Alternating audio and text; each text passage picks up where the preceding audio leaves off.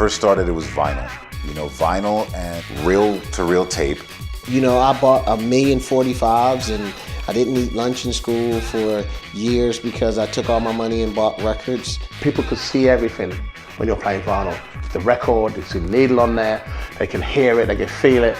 Playing with records, you've got a physical thing and you're looking at the colour of the labels and that's how you remember things. So yeah, I used to drag around crates of records around the world. I can't begin to tell you A, how heavy, B, how much I've spent in overweight luggage, and C, how many times I've had records stolen from me. I went to Hong Kong to do a show and everyone was on CD players and I was like, this is really interesting. Where's the turntable? There were a couple of companies that were coming out with rack-loaded CD players and they weren't very user-friendly.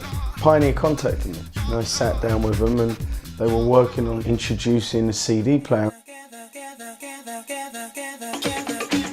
The CDJ 500 was for me the first method to test my own tracks and make bootlegs and start using tools in my vinyl sets. You open the top up, you drop the CD in, and it seems to work. You still managed to retain the art of DJing as much as you could. And a lot of old school DJs didn't want to let go. There were a lot of people, a lot of DJs who were like, oh, people that play with CDs aren't real DJs. They couldn't tell me that. I played a couple of shows where I was installing the CDJs and half of my crowd would walk away because I wasn't going to be a real DJ.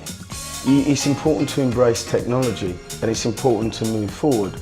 I could see that coming. I remember broadcasting to the whole country, these things will be the future. Mark my words, and I knew it was going to happen.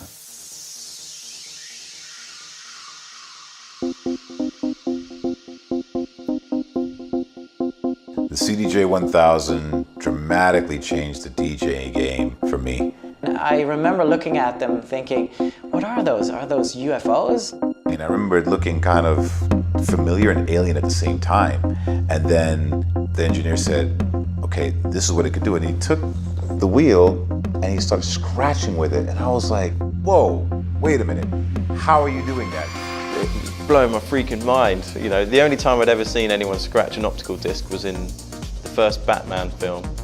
I was just amazed because I think every DJ, especially a scratch DJ, always wanted to be able to scratch or manipulate their own material. So the turntables were going into the back cupboards and the CD player, and the rise and rise of the CD player was becoming more and more apparent. This became the CD player to have at every single club all over the world, and it happened in the space of barely a year. I think I came home and started putting together things that you weren't going to be able to do. Well, I can take this in the studio and use this as a studio tool. The sound is great. There's no wow or flutter. There's no fluff on the needle. You can have as much bass as you like. It then became not about going to the record shop and buying tunes. It became about downloading them. Now, if you had to buy all your tracks and download them, did you really need to burn them onto CD?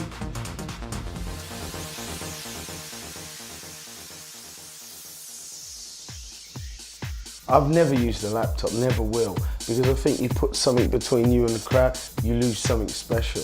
I was really happy to find out that with the CDJ 2000, you were able to play music from your USB stick. Pop my USB in, I'm ready to go. Programming cue points was a whole new thing. Looping, a whole new world opened up.